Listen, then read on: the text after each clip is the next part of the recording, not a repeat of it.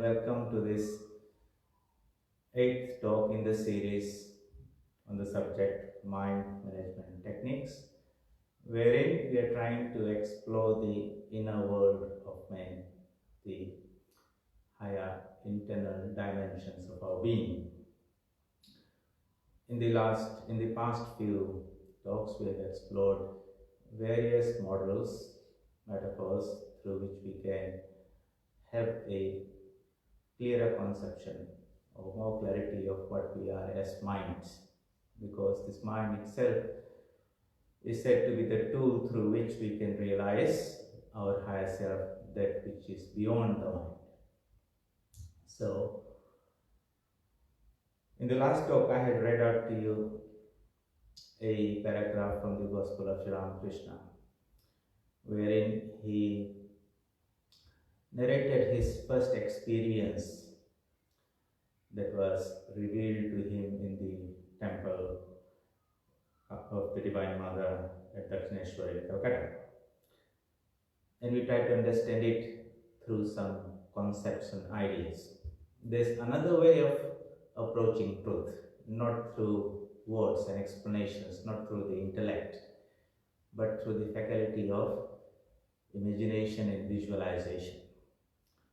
We naturally communicate through images, but where images are not possible, that's why we say a picture is worth more than 1,000 words. And if you are trying to narrate to somebody what you are seeing through so many words, that person on the other side who is listening forms a picture in the head. At the end of the day, that image is retained in the mind, not the words that are there. Can we do that visualization right up front?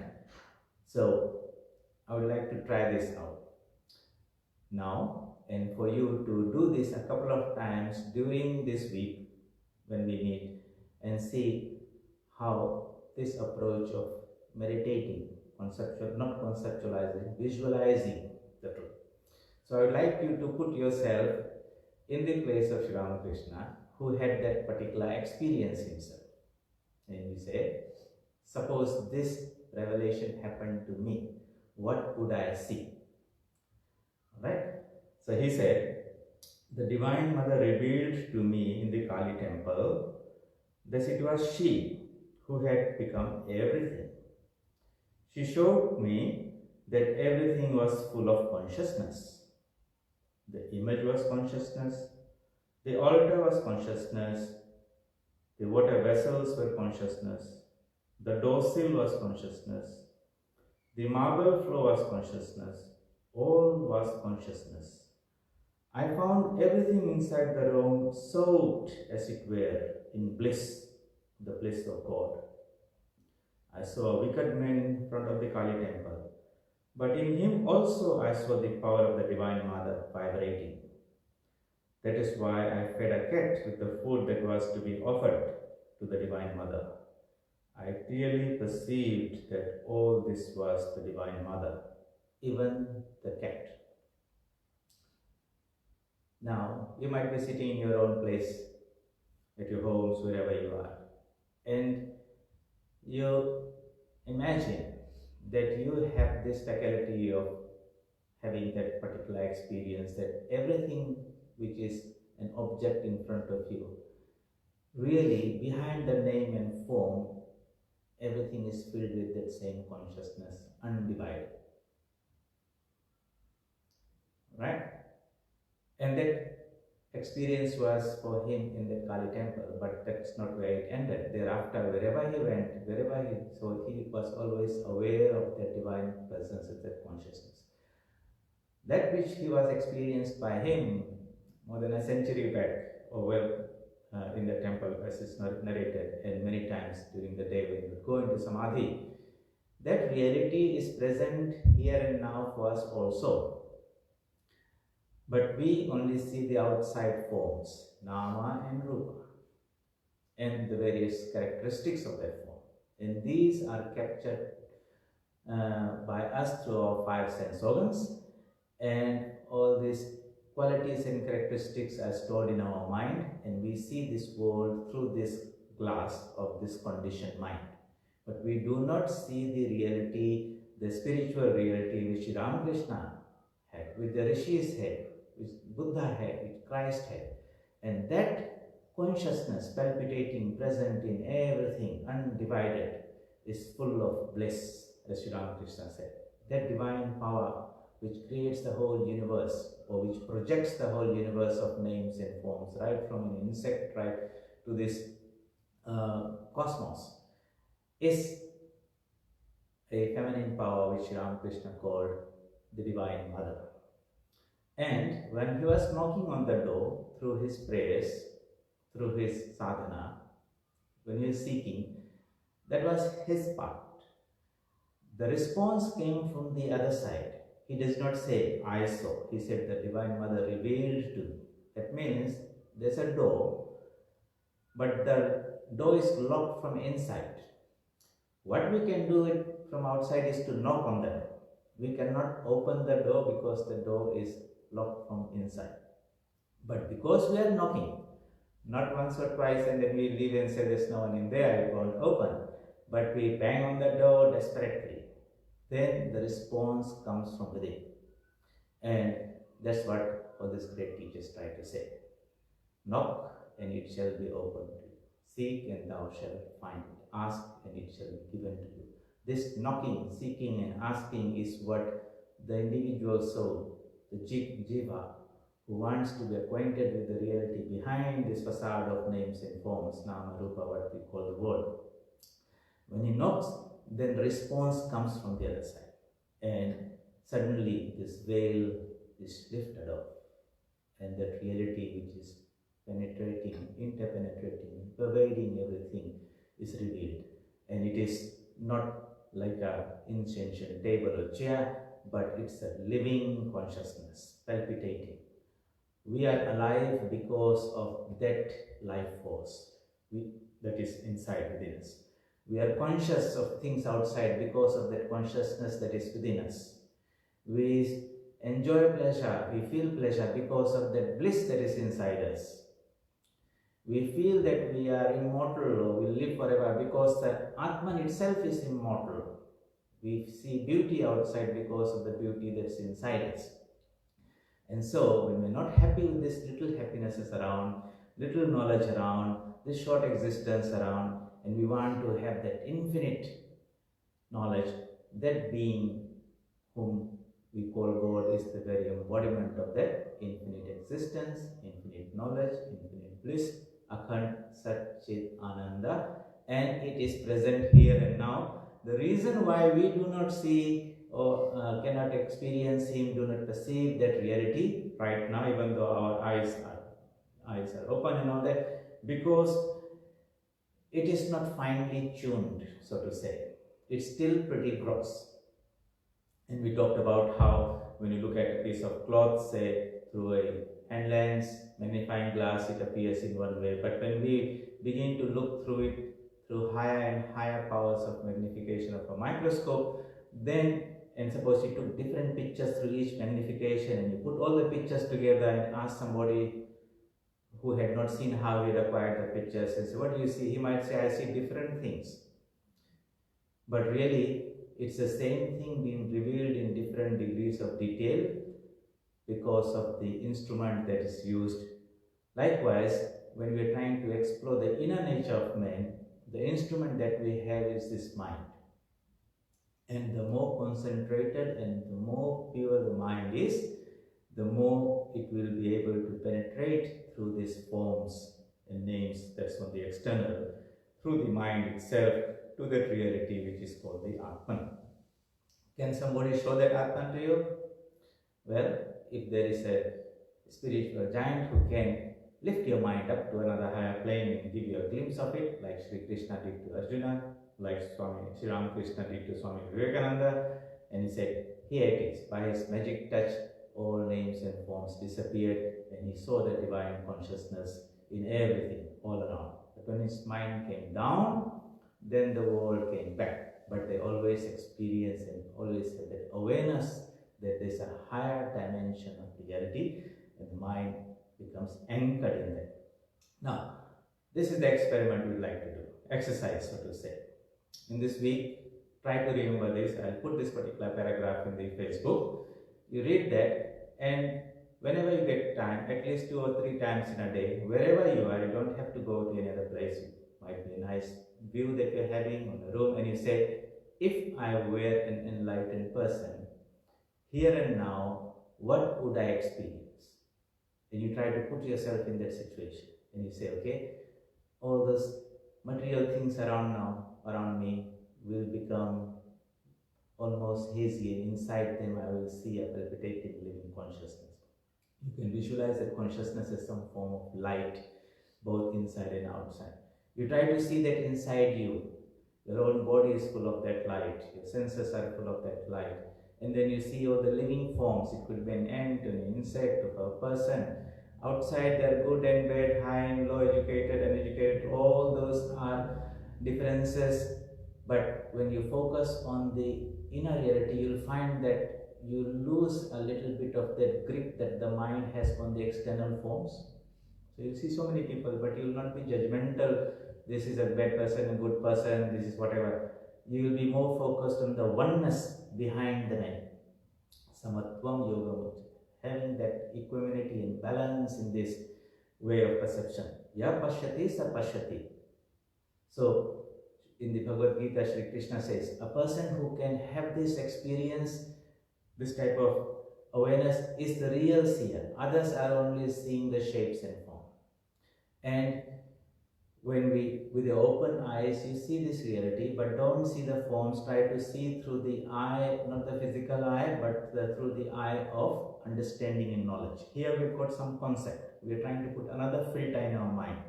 And that filter says, it penetrates through the forms and tries to say, everything is interpenetrated with this level of consciousness, of which I am also part of it. And I'm experiencing a part of that consciousness now. I'm speaking, I'm different from a table or a chair, I'm a living being. I can think, I can plan, I can rationalize, I can, through that consciousness, my eyes are seeing, my ears are hearing. So that consciousness is experienced by me. It's not that we are totally unaware of that consciousness. That God, whatever that power is being experienced by us here and now, but in a very limited way. We would like to experience it in its fullness, in all its glory. And the mind itself is this tool, but not this particular mind. Sri Ramakrishna would say, the mind that is always directed outwards to function through the sense organs and experience the objects of the outside world, and which is identified with this body, which is identified with itself as a conditioned mind, that is called the unripe mind. And the same mind can be purified. Purified means just like the power of magnification of the microscope is increased, likewise this mind becomes finer and finer, sukshma.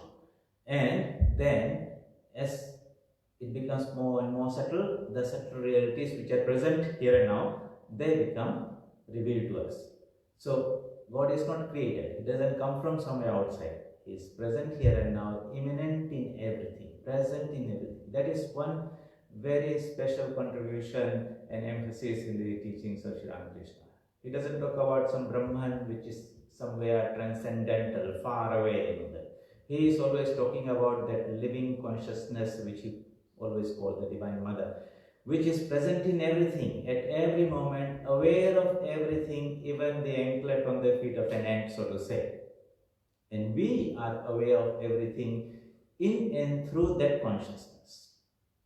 We are always in touch with us, just like a wave is always in contact with the ocean. No wave floats in the air on its own.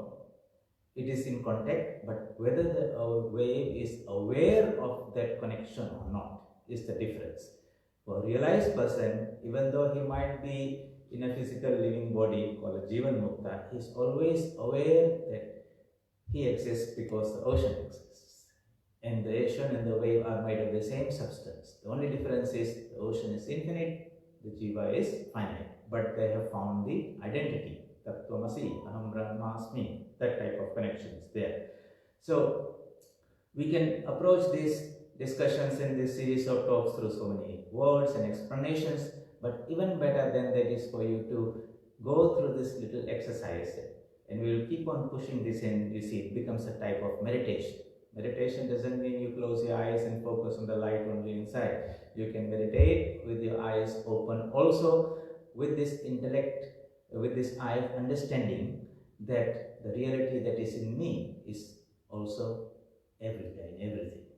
And we are connected and interconnected. And ultimately, we are one that appears as many. The appearance is, the many is only an appearance, just like many waves appear on the ocean surface. They may all disappear, but that does not add anything or remove anything from the glory of the ocean itself. Likewise, the reality which is called God or consciousness is present, omnipresent, everywhere. Here and now, it's our ability and capacity to uplift this mind to that particular level that makes the difference. So, do that experiment a couple of times in there. Wherever you are, you might just stop and pause and say, okay, let me just do a micro meditation and remind myself what is the reality, and it's different from what I am seeing. And you'll find that as you hook yourself to that anchor, the foundation that's the consciousness, the grip of the world on our mind begins to loosen. Just like we'll make a sort of a comparison. For example, you had a dream last night. In the dream, you experienced so many things, good or bad. Could have been a beautiful dream, it could have been a nightmare also. And while you're dreaming, the dream was real and the experiences were real. If you had a meal, you felt that your hunger had been satisfied also.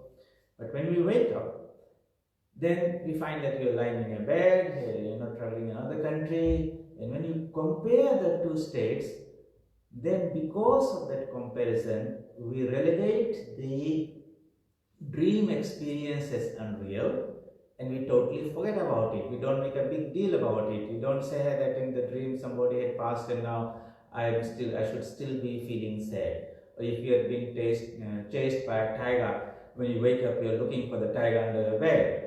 No, because of that comparison, we would be able to identify our error, and once the error has been detected, then that experience, its validity and reaction to that also automatically goes away. Now, why does that happen to us here and now with regard to this world? Because we don't have that second experience. Alright, and if you can have even for a moment a glimpse of it, then that comparison will be possible, and you will say this whole world is like a dream, because there is the reality, something beyond that. But until that experience happens, this will become real, and whatever we take to be real, we respond to that, we react to that. That will force us to react to that. So if most people are, we all are mostly, thinking that this world available to us through these five sense organs is the only world that we know.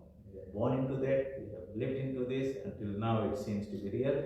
So a reaction to that will also be real. Having the same dream every night, and you think that really the tiger is there, but really it's all a dream. So that comparison is necessary. Now, what we are trying to do through this experiment that I talked about, this visualization, is even with your eyes open, with the help of this knowledge, trying to put on this new glass of knowledge, a Vedanta glass, so to say, which says that yes, these names and forms are there, living and non-living, people and everything there. But if I were an enlightened person like Sri Ramakrishna, like a Buddha, like a Christ, like some Rishi, what would I see? I will see these forms, but they will not be as real as I feel this world to be real. So when Swami Vivekananda went to Sri Ramakrishna and asked him that one question, have you seen God? And he said, yes, I have seen God, but in a more real sense than I am seeing even you. He adds that second part of that to that answer. So what did he mean then? So I see you here as a physical body standing in front of me, but I see something more than what my eyes are showing to me. With my purified mind, I can see that inside you is that divine power of the Divine Mother. And throughout the Gospel, he will tell, my Divine Mother alone has become the 24 cosmic principles and all living beings. And she is present in all things. Outside, They're good and bad, high and low, educated and illiterate, poor and rich, and young and old, and all those are the forms. But she is the one highest common factor which energizes and functions through all. Actually, she is calling the shots. And it says, when somebody has this realization, God realization or self realization, what happens? Does he grow two horns? No. He has that deep understanding and experience where he says that God alone is the doer. God means the divine consciousness, the power inside, is the real source through which all activities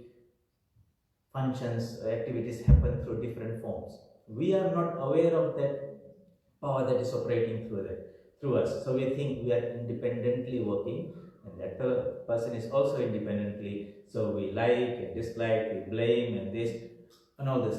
But to the enlightened eye of Ramakrishna, he would say, Narayana, God, is really the doer. And he will say, Chor Narayana, Daku Narayana, Dr. Narayana, everything is Narayana, but he might be appearing in the form of the righteous man and also the unrighteous man. Okay. We don't have that experience. We see the righteous and we judge and react, and that's what makes the drama and the play go on. From the other side, it's a nice drama play, a drama in which the divine is the player and he's playing with himself. In our ignorance, we have no idea of the director behind this whole show, and we think this person is my friend, that person is not, and that's because of that sense of reality that this movie becomes very, very real. But if the whole thing is relayed out to you, then you say, they are not really two different people. It's only one, just like I have got my two hands. If I'm clapping and the two hands do not know that they belong to the same body, they might complain, that fellow is hitting me, this fellow is hitting me, why are you doing that? But I don't feel like that. I feel that my own hands, and I'm actually not beating, I'm having some fun, clapping, enjoying myself. So there are two perspectives of things. That which appears to be a terrible place with all suffering and ignorance and this and that, that is through the point of ignorance. When enlightenment happens, then we see the consciousness present in everything, then this becomes like a movie. That's why it's called Leela, a play. And if you don't like the play, get out from this side, get acquainted with the director, and he will tell you how the whole play is going on. Now, how does that happen? That change will come from us.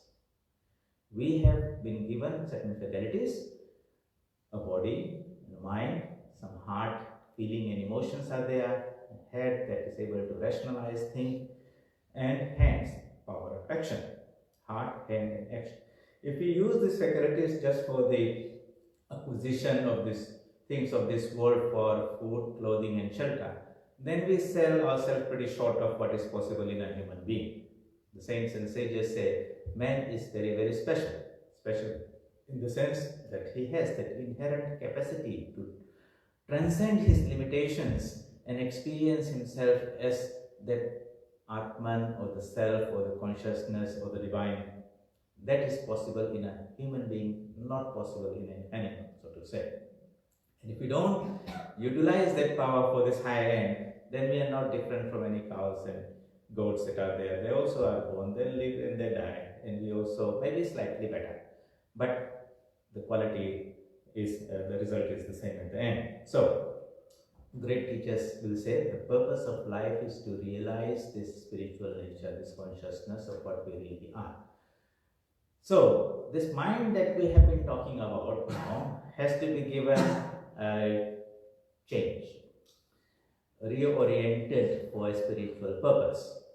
So in the Upanishads, which are the teachings of the saints and sages who had reached that knowledge, but they are sharing that wisdom with us, saying, look, here's the map, here's the compass, you also walk the journey, just like we did, and you will have this experience.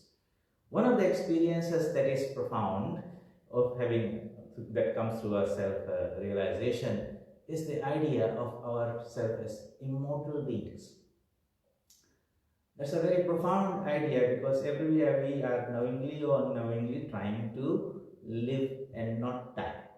And this coronavirus has shown one thing, everyone is hiding, or what you are trying to do, save lives, whatever, is that there is this fear of death.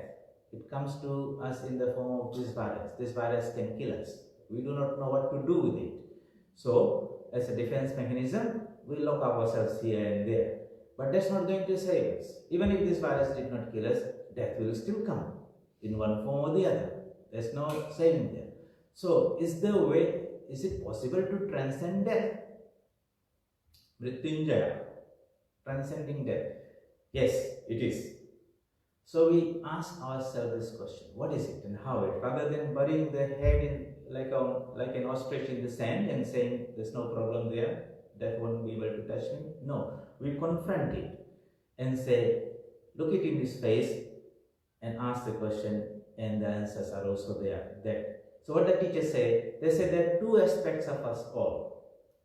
One, there is this what is called part of the nature, the body and the mind and the ego, part of the prakriti, made of the three gunas. And there is something beyond this also. This part, the changeable part, is called the perishable part. And there is something inside us which is imperishable. The self, the consciousness, is that imperishable. And one of the results of self-realization, God realization, when you have that, is we feel that we are that immortal being. And that is a tremendous thing, because suppose somebody says, I have realized myself as that even death cannot touch me. Yes, the body will fall, I will not die, my body will die. And I understand that very clearly. Just like I take off this shirt off, likewise I'll drop this body. That's how in the Bhagavad Gita, Shri Krishna is teaching. But that's an idea. We haven't experienced that. How, if we could have that experience even while living, then there's no fear. Whether it will die because of old age, or some accident, or some disease, it doesn't matter. It's a torn shirt, I can take it off. Even if it's a new shirt, I can take it off. But I don't lose anything. That type of clarity and understanding comes through a realization. And that's what gives us the inner strength and fearlessness.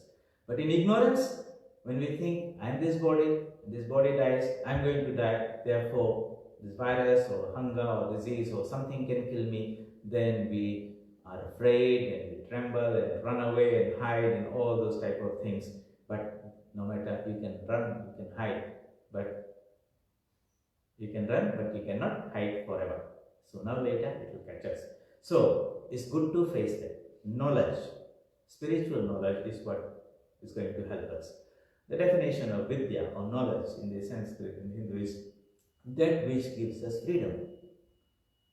Sa vidya ya vimukta. That is knowledge which gives us freedom. We are applying that all the time in the physical world, or whatever we are learning in the universities.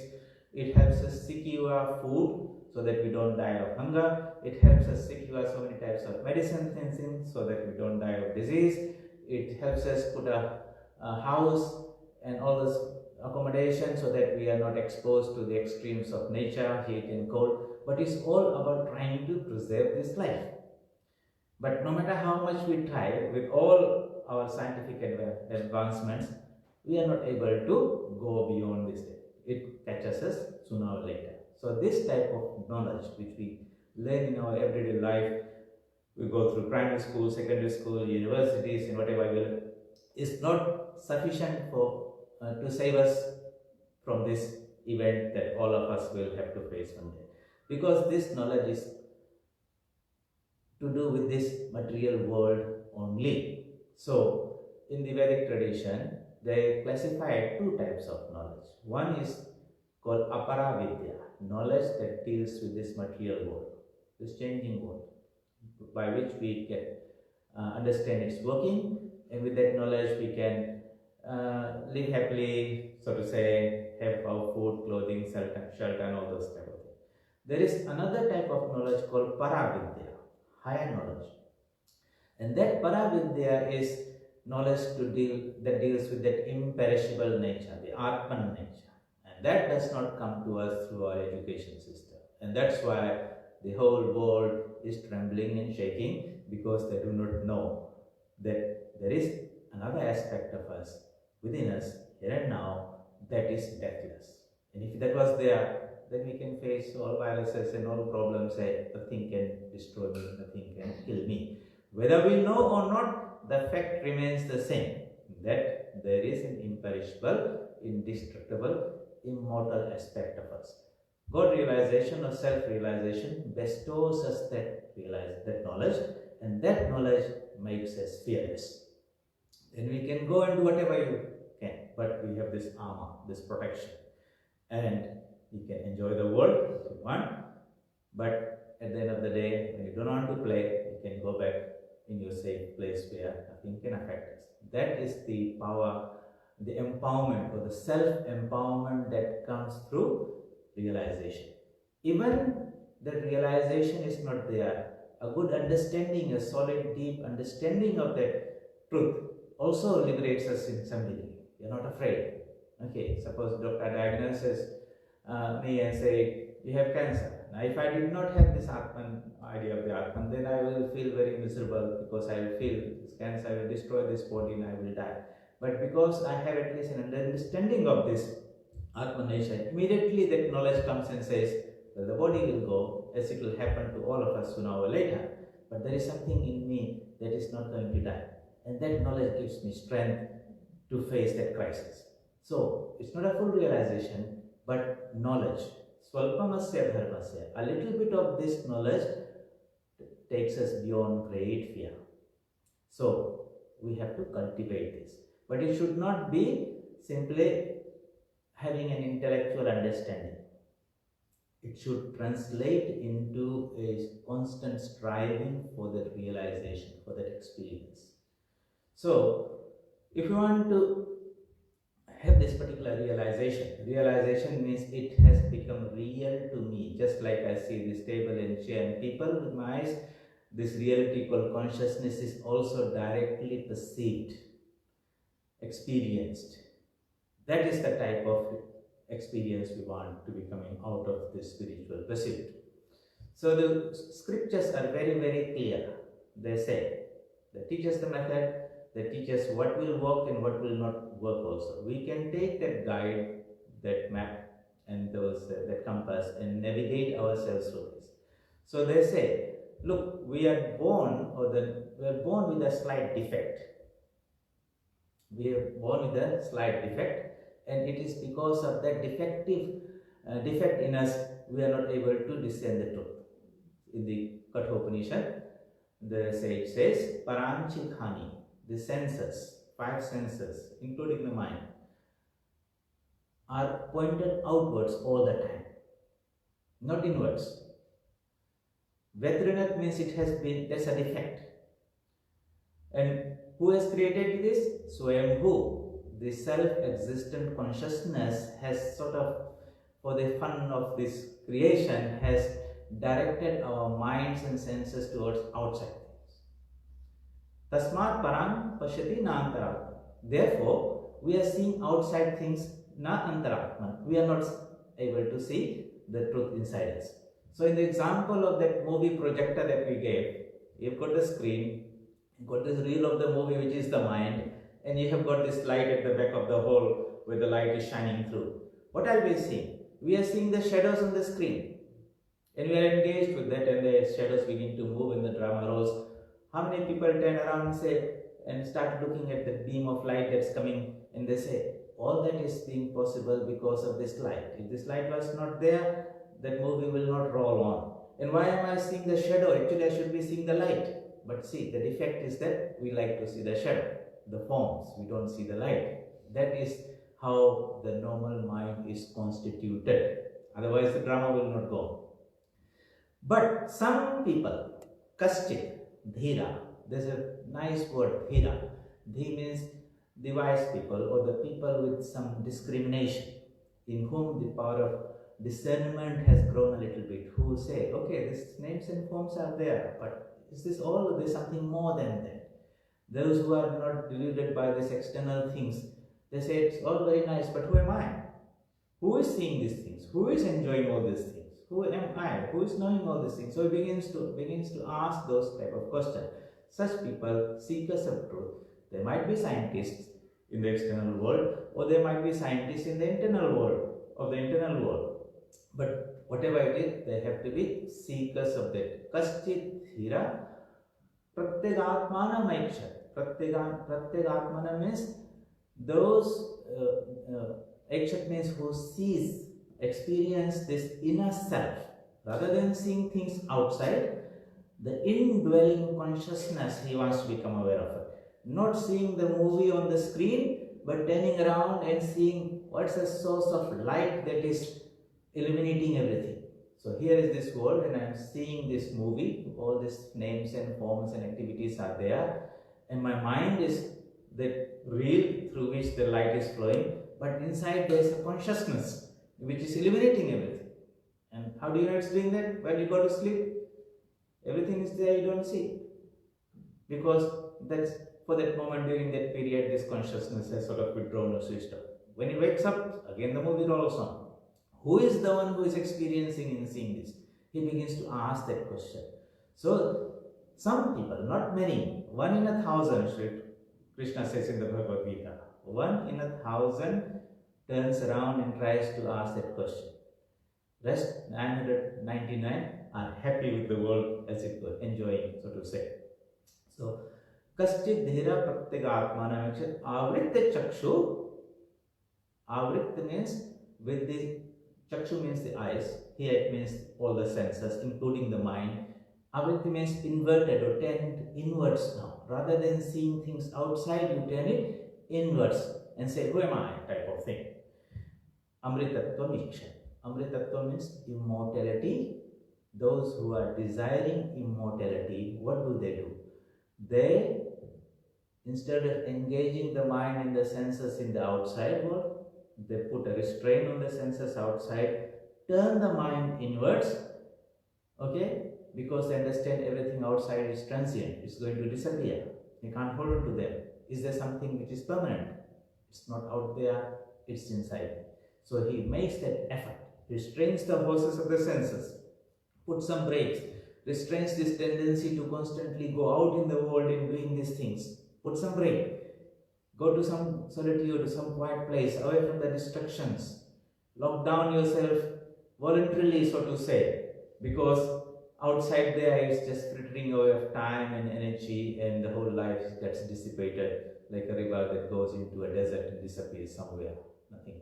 He turns it around, and then as the mind becomes pure, and that's where the sadhana comes.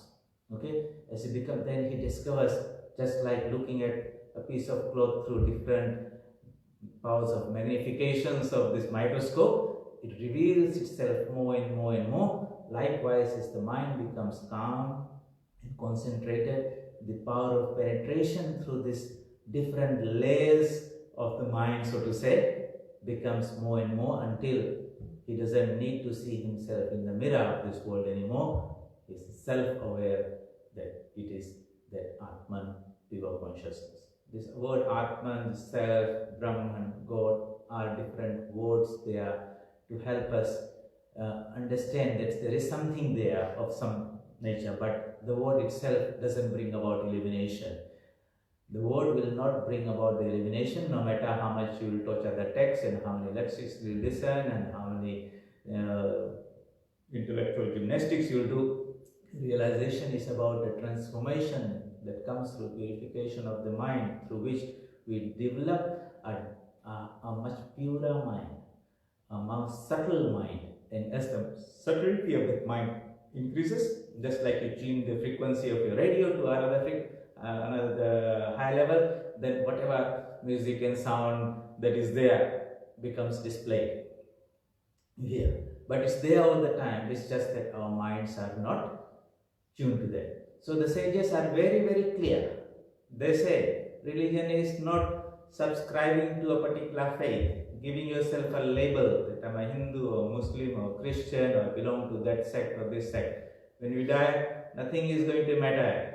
It is realization. It is about experience. You walk the path that's best for you, but don't lock yourself in the secondary details saying I am this and I am that, and then you get caught in this paraphernalia of the rituals and ceremonies an allegiance to a particular temple or church or prophet or book. These are helping hands. Make use of them, but go beyond them. There is no truth in the book, in the scripture. The truth is inside us, but the scripture will help us manifest it. That understanding has to come sooner or later. In the beginning, in the kindergarten, you will say, okay, these things are important, the worship is important, the church is important, the temple is important, and all those things. But after some time, you find that they are only secondary details. The most important thing is to experience the divinity within us more and more, manifest it more and more. And so, having that clarity, the scriptures say very clearly, Nayam Atma Pravachanena Labhya. This Atman cannot be realized through giving so many discourses, talks. We can take all the scriptures, the Bhagavad Gita, the Upanishad, the Yoga Sutras, and all those things, give most profound interpretations of them, and the meanings and all those things will come when the mind plays around with that, and people will say, wow, that was so nice. But that doesn't make us spiritual. It helps the intellect, but not the spirit, so to say. So, right up front, the sages said, this Atman is not to be realized by giving so many pravachana, discourses, talks. Namedhaya, not through too much of intellectual fine-tuning and taking out 10 meanings of the few words that are there. Okay, not through this type of intelligence. Na bahuna shrutena, not through, bahuna means many, shrutena means listening to too many of these things. What we do? Well, through all these exercises, we only play with words and concepts in the same mind, but the mind doesn't go higher. And sometimes that's a nice, fine thing. It was a pleasant speaker, enjoyed it, and the listener enjoyed it, but there was no spiritual progress, so to say. So you could be listening to these lectures for 30 years, reading the books for 30 years, but you're still in that same place, like the people who are rowing the boat all night, but the boat is not moving because it's anchored to this other shore. What we need to do is to cut and let that progress happen. So this mind has to be transformed. So how does that happen? Here, in the three traditional ways of religion and spirituality is, of course, it's not talked about, it's not to be realized through rituals and ceremonies and this and that. So what is the essential part of it? We should not rush and say, so these are not going to work, let's throw it out. Then you'll be throwing the baby with the water. Okay, this is a means to an end. This should not become the end in itself. Going to lectures should not become an end to the whole spiritual practice. Giving talks or having some understanding should not be the end. This is a means to end, and this should sort of drive us to the next level of engaging in the actual seeking. What is that seeking? Knocking, asking, seeking. Who is going to open the door? No, I don't have the key. The key is on the other side, and there is somebody on the other side also. But if you knock, that will open. Who is that person? Who is that being? This Atman itself is the one that is going to confer that knowledge. If you want to personalize it, then the Divine Mother, who is the consciousness behind the whole universe, she herself will confer that particular experience. So Sri Ramakrishna said, the Divine Mother revealed to me. She had covered herself in this veil of name and form, and because she asked with great earnestness, Vyakulta is the language she used, there should be sincerity and a little bit of desperation. It's not a 5-minute thing or Sunday thing, I go to the church and pray something and then I come back and do the rest of the life engaged with this world. A part of the mind is constantly engaged and hankering for that realization. And that intensity of that hankering increases and increases until one feels that there's no point in this life without this, there's no meaning and purpose and it's all worthless. When that type of intensity is built up, then the banging on the door really is happening. And at that point, somebody inside who is there says, okay, it's time to open it up. And then the door opens and the people experience themselves. So, in this Shruti, this scripture says, Yameva Esha Rinate Tena Labhya. Yameva, by those whom Esha, this Atman, is sought. So first we must see. Vrinda means to seek, to ask, to look for, to search. So those who search for it with great intensity, tasya Esha Atma, to such people, to such desperate, sincere seekers, the Atma, vivrinate tanum swam. Vivrinate means it removes the covering, lifts the veil. You are looking for me. Here I am. But I was there all the time. But there was this mask. And behind this mask I was playing all these games. And I'm your very own soul. So this is the essence of it. That through all the studies and of scriptures and spiritual teachings and religious teachings and looking at the lives of those great people who had that particular experience, somewhere deep inside there should be an awakening where we say, I would like to have that experience myself. How do I go about it? Well, just like if you want to learn so many things, we go to the university and take this education system, the teachers, primary school, secondary school, university professors. I'm going to take the help of them. That will fast track my education process. Of course, I could do all this learning on my own, but it might take me many, many lifetimes maybe to acquire that knowledge. Here it comes to me in a very, very systematic way. Likewise, spiritual knowledge is also available there. And those who wish can approach that, take that knowledge, but they have to act on that, because that knowledge itself will not confer realization. It will be nothing more than a map and a compass. Sri Ramakrishna says, okay, there is this book called the Almanac. And if you look at that, on different days, it will forecast what will be the rain in this monsoon season on this particular day and all those things. He said, if you take a page of that book and twist it and squeeze it, not a drop of water will come out of it. So no matter how much we twist and turn the pages of the scriptures, no realization will come out of it. Realization is not there. God is not there, truth is not there, it's inside. But they can help for you to see a little bit of yourself, get a little glimpse of it. Just like I do not know how I look because I can't see my own face. So what do? I go and stand in front of a mirror. And if the mirror is clean, then I get a good reflection out of it. If it's dusty, hasn't been cleaned for 50 years, then I maybe see something ghostly figure in there. Depending on the clarity, purity of the mind, of this world, we get a glimpse of it. But that image is not me. I might look at the image and the image looks beautiful and I deduce from that I am also beautiful. But any change that I make there will not be reflected on me. For example, if I take a shaving blade and try to shave that image on there, I don't get a shave. But in our everyday life, when we are seeking happiness, we are seeking doing something like that. We are trying to make this change in the body, change in the mind and all those things, thinking that change will happen in the Atman. It doesn't happen. We have to make that subjective change. So we'll make an effort again and again and again, and when we find that it's not happening there, then the effort is then interiorized, personalized, subjectified, and we say, this is where the truth is. The world is only a mirror in which I see myself, but I am pure and perfect as the Atman. In the body, I see a reflection of myself.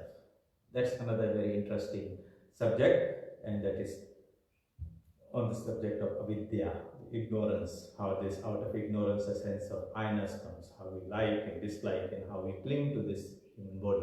Avidya, asmita, raga, dvesha, abhinivesha. Abhinivesha means clinging to life, trying to make it remain in this world, not die. And this is a product of spiritual ignorance. And this world right now, we can see across the whole globe, is that wonderful play of that one, as abhinivesha, clinging to life because of this threat of virus. So we can sit in our little homes and shake and shiver and try to now and then peep and say, is it still there or not? And when we feel that the virus is still not there, then we'll come out. We had gone into a lockdown, the virus also went into lockdown. We come out, it will also come out. How do we deal with this in a spiritual way? Can we deal with that? The spiritual teachings, Gita Upanishad, Bible, are some sources of self-knowledge which we can empower us and point us in the right direction to find out how we can have those tools by which we can overcome this fear and ultimately transcend that death itself. So this Atman is to be, so today we discussed what the essence behind this whole world, the foundation behind every living and non-living thing is this spiritual consciousness. Sri Ramakrishna and saints and sages sometimes will personalize it and say this is Vishnu or this is Shiva or it's the Divine Mother, because it's a living thing. It responds to our prayers. We can communicate. It might not talk to you back. It will talk to you through some other form. But yes, it responds. Because when you knock, it answers.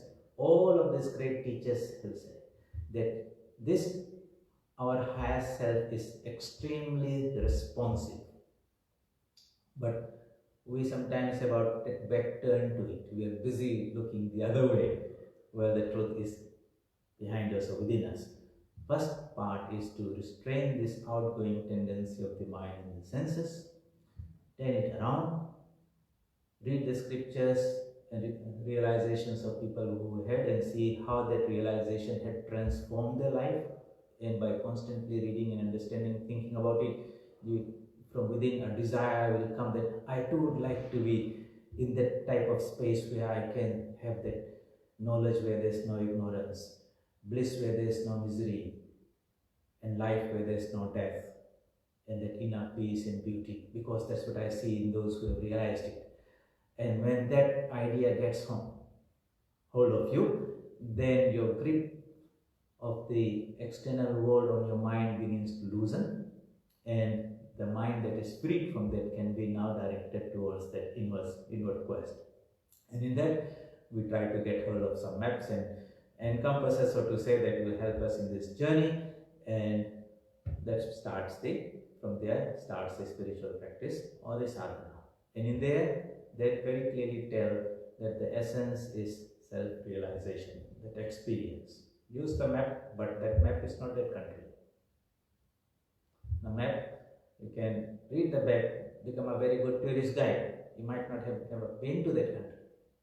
So you're just parroting what is recorded there. That is not what real religion is. That's what not spirituality is. That's only just subscribing and living on some other word, somebody else's word. But they can help us. Use that, but go beyond. Wherever we are, we need to proceed. And if that is the core idea that is driving us in a spiritual direction, then going to the temple, having all these festivals, Ramnavami, Shivratri, Easter, Diwali and all those things can be turned into an exercise that will help us progress. But they should not themselves become an event and a festival to enjoy, have a good time, and then it's all over. So there are means to an end. They should not become an end in themselves. So having understood that, the real work is now to do the inner work, the inner cleansing, preparing this mind to be the instrument. How do we fine-tune this mind now? How do we make it subtle? Everything comes down to that now. God is there here and now. I'm not seeing it. This mind is the one that is become a obstacle to me. But I can't jump out of it. I have to deal with this mind, but befriend it or use it as a tool for spiritual realization. Okay, for yoga. So that art and technique is taught by those who have had that experience themselves, and all these spiritual disciplines of japa and meditation and prayer and worship and everything are designed to systematically, step by step, develop that capacity of the mind so that we are self-empowered, that inner tools are developed, it's not external tools, and then that tool, the inner purified mind, reveals the truth which is beyond the mind also. That is the whole crux of spiritual life, and we are all in that journey. Like in a school, some are in kindergarten, primary school, secondary school, and university. We are all going through journeys. Some are ahead, some are behind, but we can help each other in that spiritual seeking. The goal is to not to remain in this education system forever. Go beyond this. Use that knowledge and enjoy that spiritual knowledge that comes through our spiritual striving should empower us to make that connection with that underlying spiritual consciousness that is in me, that's in everyone. Dive deep into the ocean and you find it's absolutely peaceful there. But on the surface, the waves will toss us up and down, and we can't do anything about it. We can whinge and cry and complain, but up here, all these changes will happen. This is the nature of the world on the surface of the ocean. But if you want real peace, that is deep within ourselves. How to develop that capacity to be able to dive deep is what spiritual sadhana, spiritual experiences will talk to us. And next Sunday, we'll talk about the special type of mind, agraya buddhaya, that special buddhi, which is one-pointed, concentrated, and subtle, by which the deeper dimension of our sense, ourself can be experienced. What do the sages talk about that, and how do we develop this?